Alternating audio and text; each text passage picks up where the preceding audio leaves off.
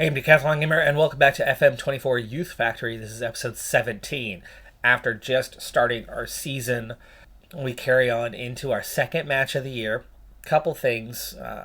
We've added 200 to our season ticket totals, and it's under 1,000, so to go from 550-ish to 750-ish is big progress in terms of that growth and bringing in some more money to offset the fact that contracts are getting more and more expensive, so it is harder to keep up. We are bringing in some additional revenue. But anyway, second match of the season. We won the opener.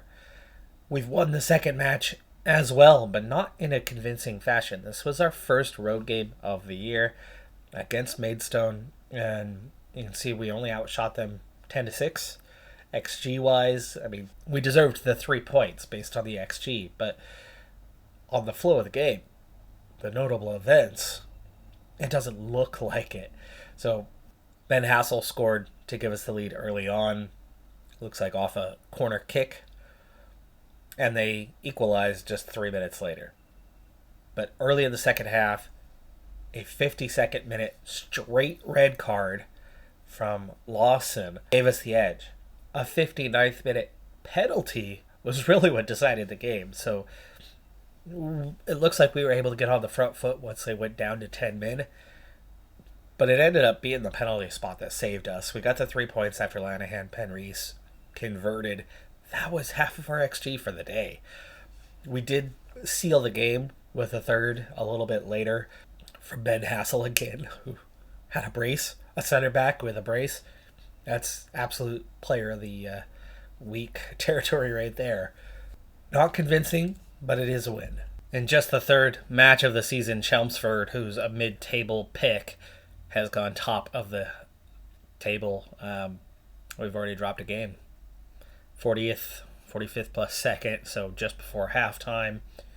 We didn't dominate the game, but they only had 3 shots on target the entire match and got 2 goals. They did have half the possession. To an extent, we absolutely got FM'd on this occasion. I mean, that's to an extent. Lanahan Penreese had a bad day. Forwards had a bad day. The team had a bad day. It looks like where we were slightly better and maybe deserved a point on the day, it was not to be. It happens. I don't think we really got FM'd here. This is not domination by any stretch of the imagination. It's maybe unlucky. This is looking like it should have been a goalless draw, or maybe one team snatches a goal if they're lucky.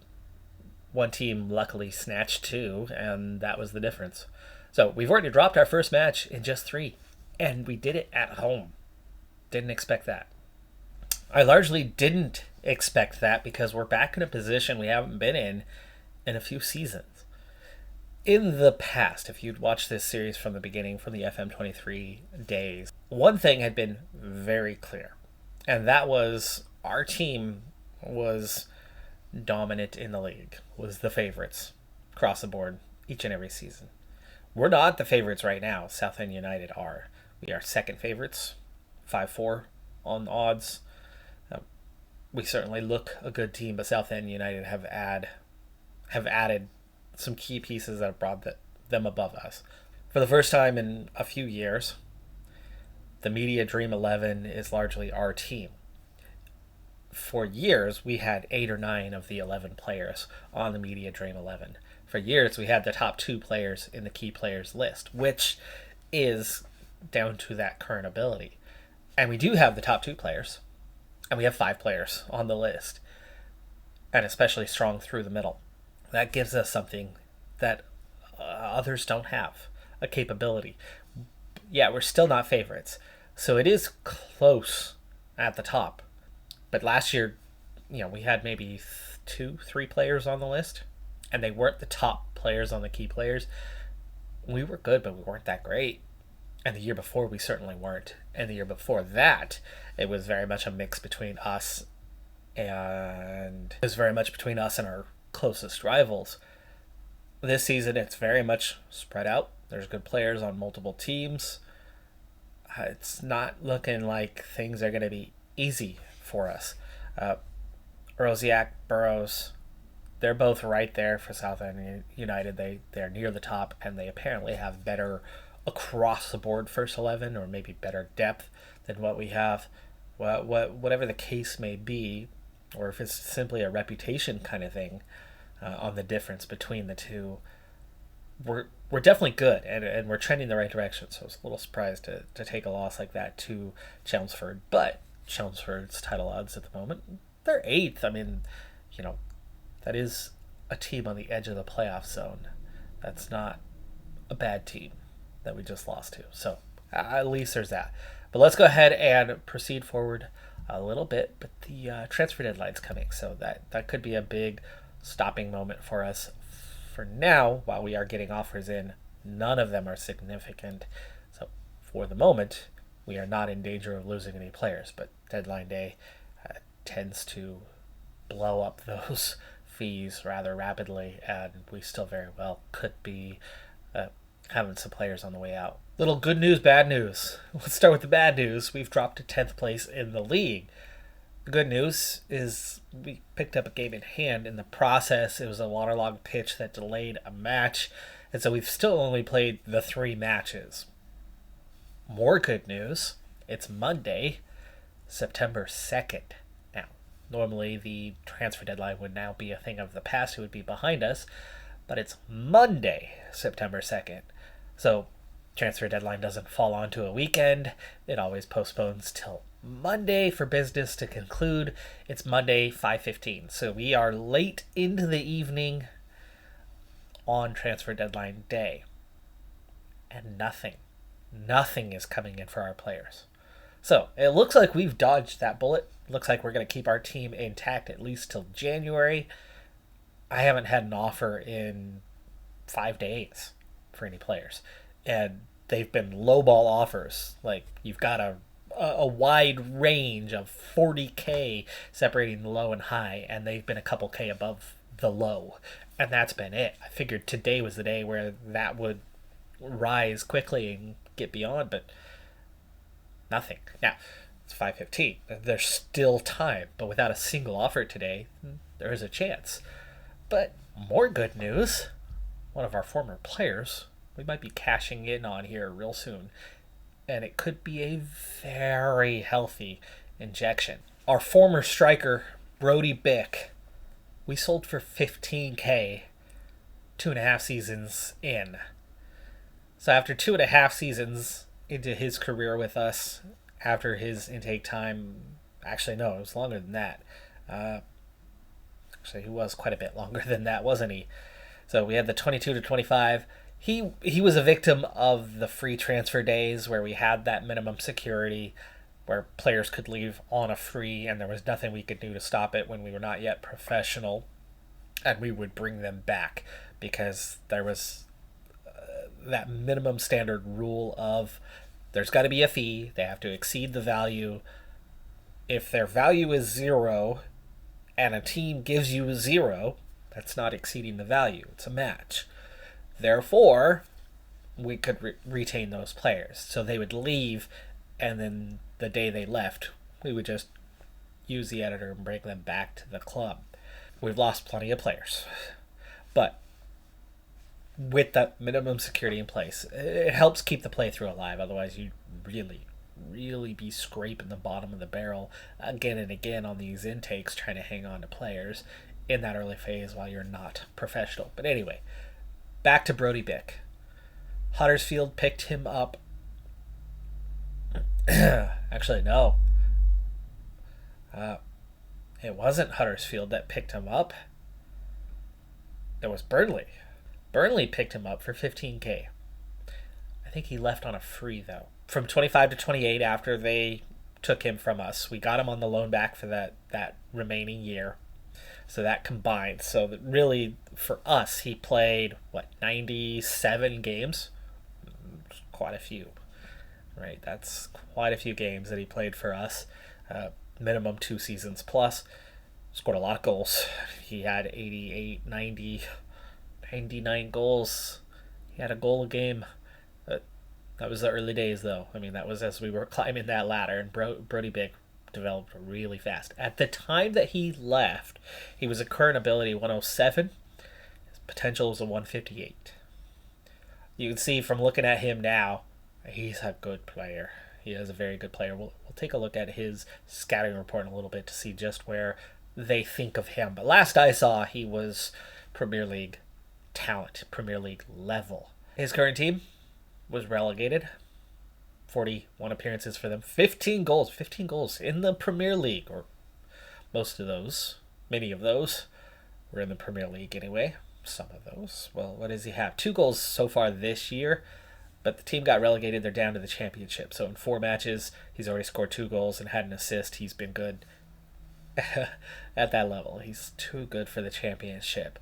He waited. He was patient. He was kind. But on deadline day, Bick handed in his official transfer request. On deadline day, in the morning. After them being relegated, that being his reason for his career, he needs to be playing at top flight level. Well, the first offer, at least, has come in later that day. They've accepted it.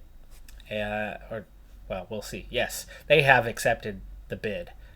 47 million. Now, how much of this do we get?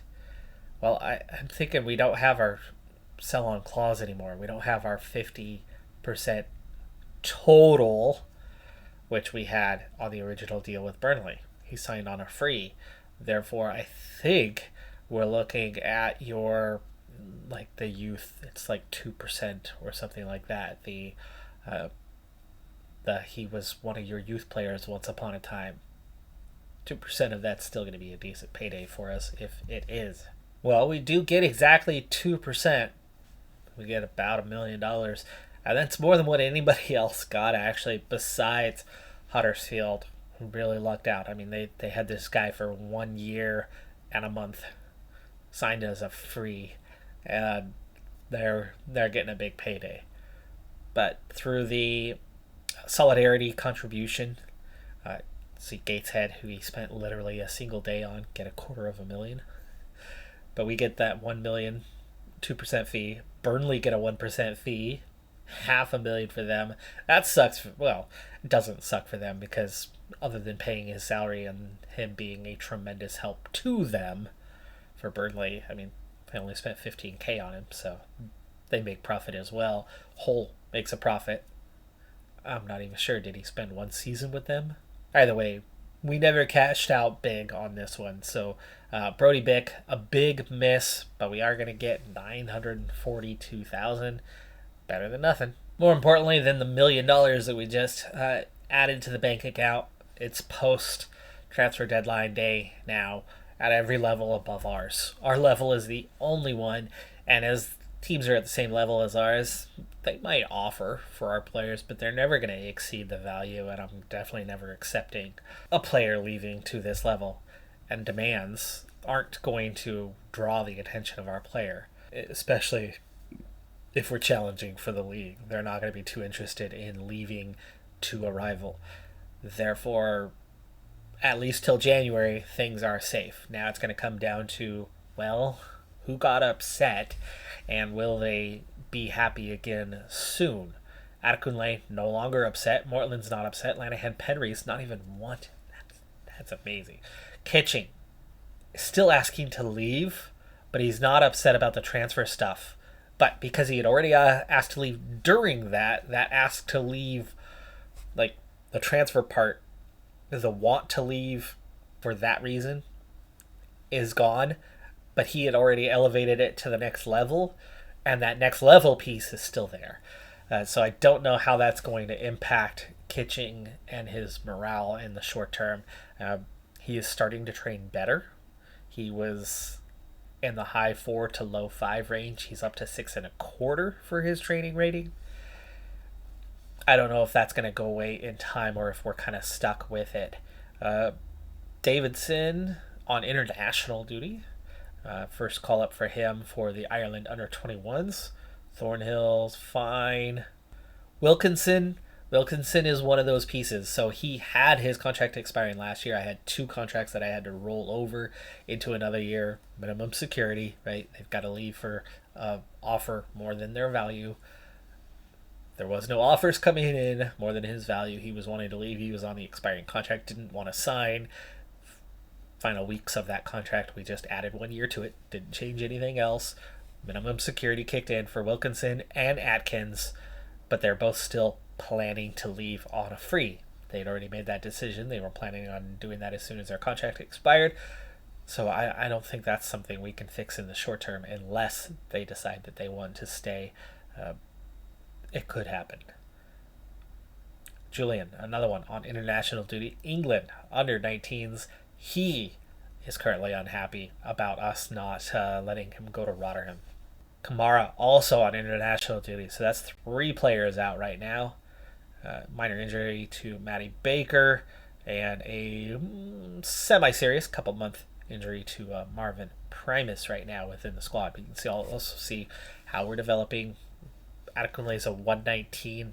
He's right now the best player that we've ever had in the squad. And from going professional, from getting better staff, from being at a higher level, we are seeing development kind of kick off into a whole new phase. Development's definitely doing more than it had in the past, and we're pushing guys towards their development potential more than ever before. As a result, we're up to 6 guys that are 100 plus. We've got a lot of 90 pluses behind them. There's some quality in this squad. There is some capability, but nothing's automatic, especially in the league. There's some good teams out there. So it's not going to be an easy win, but I'm loving the development side. And if we can go through now to January and have our one guy, Julian, get over it pretty quick and keep his head down and focused, we could hopefully see some good performances at least till December or January when offers start to come in again. So I'm pretty happy with the state of things at this moment. But let's go ahead and push forward a few matches, see where the club's at. We don't yet know who our rivals are really going to be other than Southend United, who are the favorites. We'll definitely play that game when that one comes up live. But let's see how the team performs in the short term with a big sigh of relief that we've managed to keep the team intact thus far. We've had a very strange start to this season. Chelmsford, we lost that one, but in the 4 matches following, a draw at home to Welling United, a 2-0 away win, another 2-0 away win before losing at home 2-0 to Woking. Across the board, a lot of 6s in the ratings, a lot of them. A lot of players have underperformed so far this season. But the weirdest thing about all of this is on the season so far, 4 home matches, 1 win. 1 draw, 2 losses in 4 home matches. 2 2-0 losses. We've given up 2 goals 3 times in a row at home. And yet we are perfect on the road, 3-0. Scunthorpe United up next. This is one of those teams that, for me, I was a huge fan of Scunthorpe United years ago. The first time that I ever played FIFA where it had lower tiers, lower divisions, Scunthorpe United was the save that I played. So I have a soft spot in my heart and have had a soft spot ever since. That first chance to play with a promotion relegation system and promote and turn them into champions, they were the team. So I've always just kept an eye on them.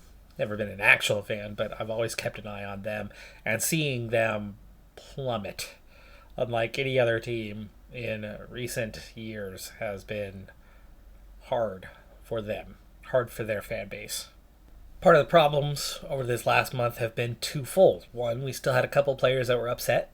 One of those now, the next day, Kitching, happy to stay. So his second of 2 things that were affecting him is no longer affecting him. He'll be back to happy. We're going to be down to just Sam Julian on the group of upset players. Now, we've dealt with Kitching being upset for literally a season and a half straight now, and part of the prior season as well. He's been a regular target, but nobody's come in to offer quite enough to pry him off of us and to make a deal happen. And so Kitching has stayed for the time being and continually been that guy who wanted to go. But Sam Julian's the other one who's doing that, and that's definitely not good for us. He's got some ambition to play at a higher level, and he's the one position where we literally have no depth behind him, and that would be a huge problem to lose Sam Julian. So here's to hoping that nobody comes in with a significant offer. Down the road, it's middle of September, we're safe for now. Second issue that we've been having is a lot of minor injuries. Early in the season, we've been without some guys for a match or two or three, and including Adekunle.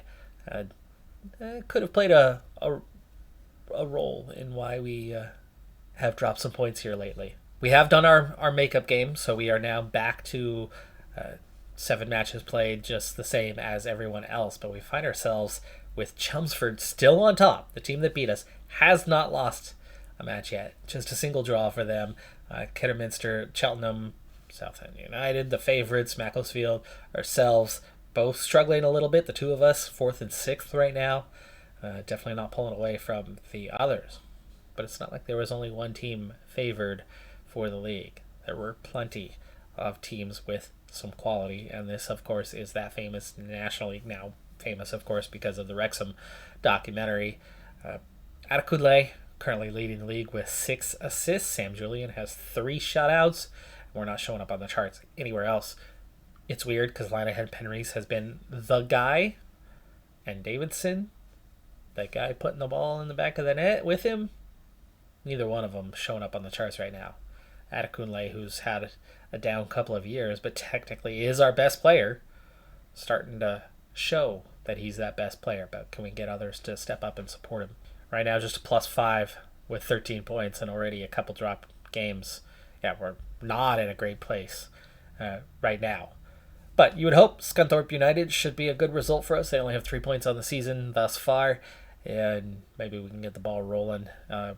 Guys are getting healthy again. Adekunle should be eligible for this next match, and we'll see if we can get a little bit of a better run going in the next little bit. 4th place Youth Factory travel to 5th place Macclesfield in this still early season match, but we're starting to get a little bit later on. I wanted to get one live match in, though, for the episode, and this is the biggest clash. We've been good on the road. It's home where we have had more problems, but a big turnover there both ways. Lanahan Penrith loses it, but Adekunle wins it back, each in a dangerous position there. First shot of the game, credit goes to Macclesfield on that one. Can we do a little bit more? Lanahan Penrith cuts inside, gets a shot on target. Rowley goes low to grab and hang on to that one, though. Not much XG, even though that was on target, as it was outside of the box, and he was definitely getting squeezed and running away, but we nearly force another turnover there, but they somehow come away with it. Reeves on an early yellow card. We've only played 13 minutes of this one. Redknapp with the interception. Adekunle finds Lanahan Penrith. Huge, dangerous tackle. Davidson, is he onside? He's got it in the back of the net. We lead 1-0, and no flags are raised. I think that might have barely been on. We'll watch Davidson a little closer here. He's got the run. Oh, yeah, he's easily on. He just started his run, and the center backs just stood pat. A well-placed ball. That was a difficult one to get in there. Because of the position of the teams and how we've been a little bit inconsistent this year, I did go ahead and only make one sub to our usual lineup, and that is the rising Archie Jones in place of Thornhill, and Jones nearly gets that one in the back of the net right there, right then. It's still 1-0, though. Out for a corner kick. Adekunle, far post. Hassel's been getting a lot of goals thanks to the new, set piece creator this year. Oof, Reeves. Fullback missing wide on that one. A lot of highlights. It's still early. We've only played 20 minutes. Redknapp. Back to Kitching. Oof, bad giveaway there to Mortland, and either because Mortland let it run or because the pass was poor in the first place, but this is going to lead to a chance for them. Evans is going to come in late and win that header. Gets it towards that upper corner. For the moment, live standings were up to second. Chelmsford still on top, still doing well. Southend United have also gotten a little bit stronger of late, so them and ourselves are starting to rise up the rankings just a bit. Jones and Penreese through for Adekunle. Adekunle cuts inside, and Davidson heads it into the back of the net. Bottom corner, 2-0 here before halftime. Looking good. Second half underway with a 2-goal lead. Not comfortable, but the goals certainly help. Mortland now on a yellow. We're going to have to watch that one. Maybe get him out of here a little earlier. Thornhill is on the bench and a capable defensive mid. Not great at the position, but Mortland, another giveaway. Boy, he's having a rough day. Hassel, good recovery. McFadden finds Mortland. This time Mortland actually completes the pass. Davidson, a couple 1-2s there, but gets trapped out and didn't get much support in the situation. Adekunle, good interception, but can't keep it. Just poked it away. Oh, the flag is raised. I was shaking my head because it looked offside. It was tight, though. That flag does get raised. Apparently that got a touch. I didn't see any of our players between where that shot was and where it ended up, but Julian intercepts that cross and get out of that one without trouble. They've had more shots than us. We've barely had more XG than them. Adekunle, we've just been clinical. Gives it away. Mortland gets a chance. And then that goes out for the goal kick. That's the one that looks like it took a big deflection, but okay, sure. We've played an hour. Let's get Mortland out of there. He's having a rough day anyway. By the way, just a little bit ago, I had noted how Kitching was no longer upset. Neither is Sam Julian. Mortland, another giveaway. Gosh, he's having a terrible day in possession.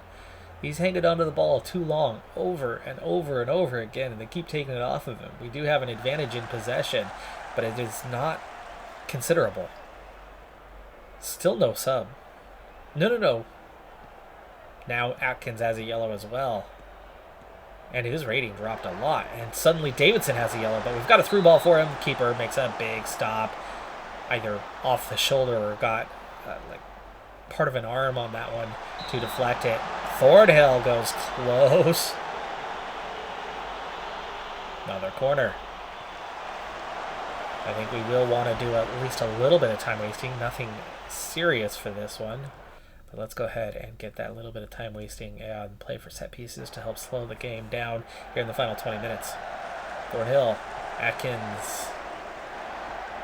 McFadden finds Lanahan. Penreese inside. Crosses to Davidson. Big chance there. Rowley up for the challenge, though. Puts it out for a corner. Far post. Davidson heads it back in. End of highlight. They've managed another shot here. We've managed to get 7 out of 9 on target today. So while we haven't had a lot of chances, while we haven't had that much possession, Jones, thought he was going to shoot. Doesn't take it. We keep possession, keep working it. I like the time killing. Jones out for another corner kick. I like how we've been very clinical today. The finishing has been very good. We've taken a relatively minor amount of XG and turned it into a couple of goals. And slowly but surely, even though we've already had these 2 goals for quite some time, the XG is starting to add up and close in towards the accumulation of those 2 goals. But we're now coming up on just 10 minutes left to play. Far from done, though, as Macclesfield is looking more and more dangerous. And our 2 yellow cards not looking good. Davidson took a lot of contact, but did they get the ball? Apparently. I had Penreese. Cuts back. McFadden, the cross. Davidson off the crossbar. And then Jones gets clipped hardcore, but no flag. He doesn't go down. He doesn't raise his hands. He's not looking for it. Davidson got a piece of that one, but couldn't really get any power behind it, and Rowley easily grabs it. But Hassel heads that away. Reeves now on the counter once again. A long cross. Ball's going to go out and get in close. And Julian stops it twice. Gets a piece of it the first time, but can't hang on to it. And then second time, grabs it. 11-10 on the shots now. Getting close to the end. I think we need a little extra time wasting. I'm not a fan of the serious time wasting. I have a cramp kind of BS, but you do what you got to do, right? Do we have any young player? Well, I've got Kamara. Playing him on top doesn't make any sense. We're going to do it. We don't need a goal right now. What we need is shut down the other team. So Kamara's going to come out and play totally out of position and help us try to press the ball a little bit, get it back. Final seconds. Adekunle. Oh, we get an extra goal. Ben Hassel makes it 3. Convincing. And it looks like we are heading for second place in the league. That's going to do it for this episode, though. I'm Decathlon Newer. Like, comment, subscribe, and I'll see you next time. Have a good one. Be safe out there. Bye for now.